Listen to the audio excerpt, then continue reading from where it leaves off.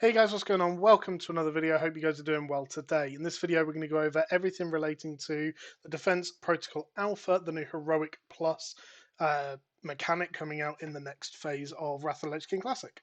So it was just released on PTR tonight, roughly 3-4 hours ago at this point. And it's in quite an early state. We think there are probably still some bugs and some things to work out with it. This is all the information we've learned so far. So it's you're able to run it in each of the heroics. It can be solo started currently, and I will show you how to start it in just a second.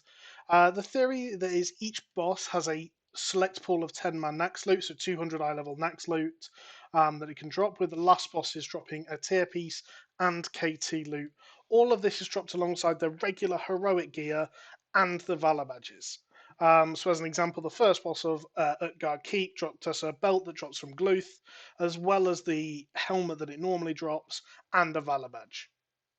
So each combination of dungeons, so I say combination as in Asdrul Nurb Old Kingdom, Utgard Keep and Utgard Pinnacle, Draktharian Keep and Gundrak, Nexus, Oculus, and Violet Hold, but we'll talk more about that. Halls of Lightning, Halls of Stone, and Culling of Strathlome have their own special effects, and they actually are quite cool.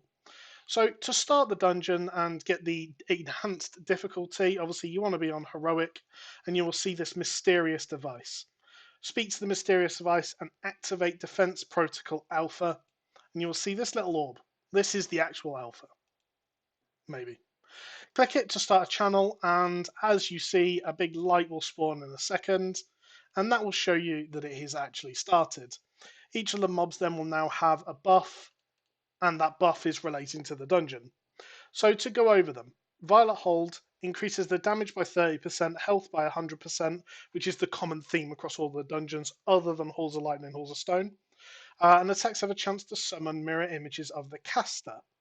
Now, that would suggest that the mobs are the ones that spawn the mirror images of themselves, and from what I know about this, they look like they have 1 health but have to be directly attacked to kill them, and they do a moderate amount of damage, probably similar to the actual mob itself. So it adds a little bit of difficulty on the single packs. Apparently, it's not too bad. I haven't actually done Violet Hold myself yet. On the AoE packs, it can get a little bit messy if you get a load of mirror images spawning at the same time. But again, it spices it up, makes it a little bit cool. Nexus and Oculus has almost the same buff, except theirs says attacks have a chance to summon mirror images of the attacker, which would suggest the party members. Um, haven't tested this one yet, and more testing will come in the next couple of days, of course. But right now, what we can see is it looks like one of them is going to be correct, probably the Violet Hold one. We're not entirely sure. So to go through each of the other ones then, Asdrul Nurb Old Kingdom, each mob has a chance to web wrap people. Yes, the mechanic from, as you can see actually, a mirror image just spawned then. 101 health and cast like normal mobs. But Asdrul Nurb Old Kingdom has a chance to web wrap you.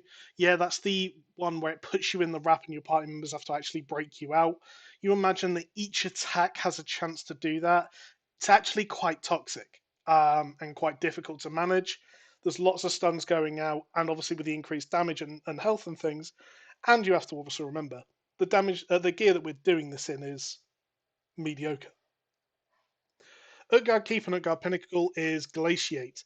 It puts 5 stacks of a frost debuff on random people and leaves 5 runes on the floor, 1 for each stack, of course. That deals. It says 3% frost damage. I'm not sure if that's 3% of your health, which seems a little bit extreme, or just 3% of an arbitrary number. I don't know, but it seems to do quite a considerable amount of damage. And as a priest, I tried master spelling these. You get rid of 1 stack per person that you master spell. So it's helpful, but not entirely great. The biggest counter to this is just to keep moving, really. Draktharian Keep and Gundrak is Blood Rune. 100% lifesteal for the mobs standing in Blood of the Lower. So each mob that dies, it seems that they put Blood of the Lower on the floor. It's like a fuzzy blood effect, basically.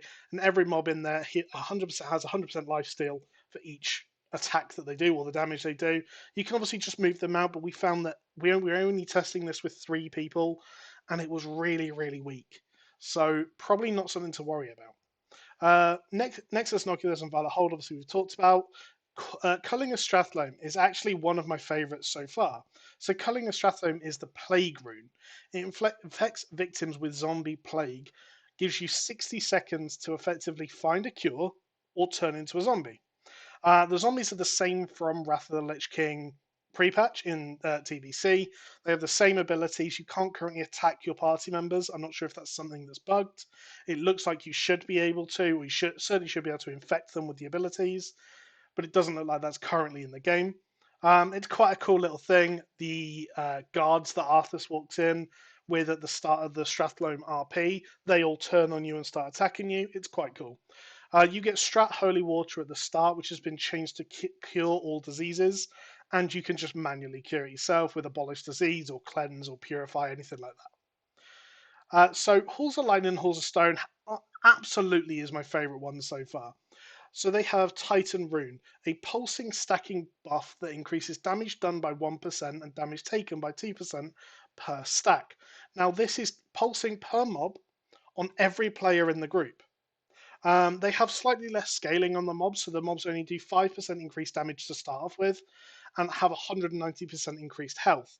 But your whole group is going to get a massive damage done buff and a massive damage taken buff across the course of the dungeon. Now, it's only about 12-second duration, it's not particularly long, but if you really wanted to and you could chain pulls together, you could get a massive damage done buff, and it looks like this is going to be really, really fun to play around. So that's all we know really around Defense Protocol Alpha at the moment. There have been achievements added and a meta achievement that currently rewards nothing aside from achievement points. But all in all, that's all we know right now. Any questions, please leave them in the comments, and anything else that you're interested in, yeah, let us know. Thanks for watching, guys, and catch you in a bit. Bye.